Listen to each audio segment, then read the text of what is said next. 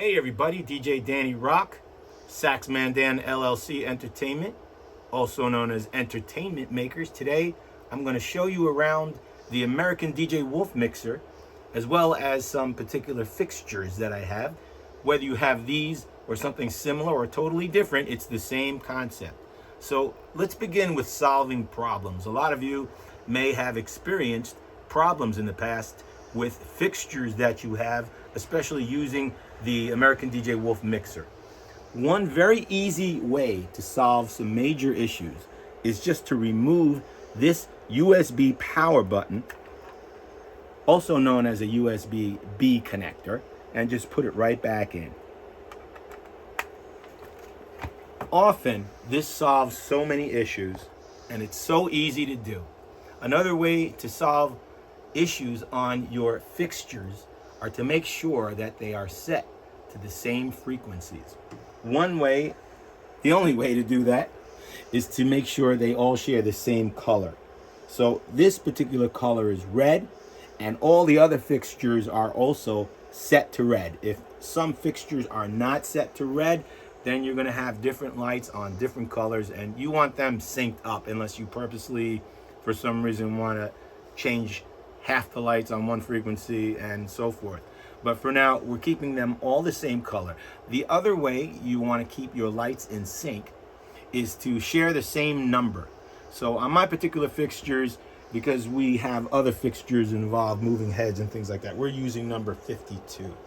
And all the other fixtures, once again, are set to the same number. And last but not least, make sure that all your fixtures are set to the correct variable modes. My fixtures can be set to two different modes. They can be set to 6 or 10. So I happen to have set all my fixtures to the 6 variable mode. If I were to set some on 10 and some on 6, well, then I'd be getting different colors and I would have a lack of control.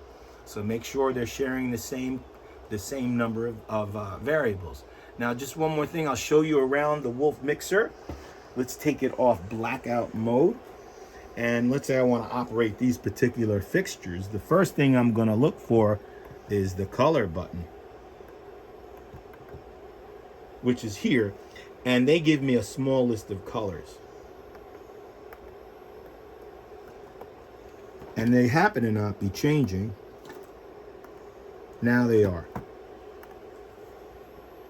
When I push the squares, the color changes. But let's say these colors are just not enough for you.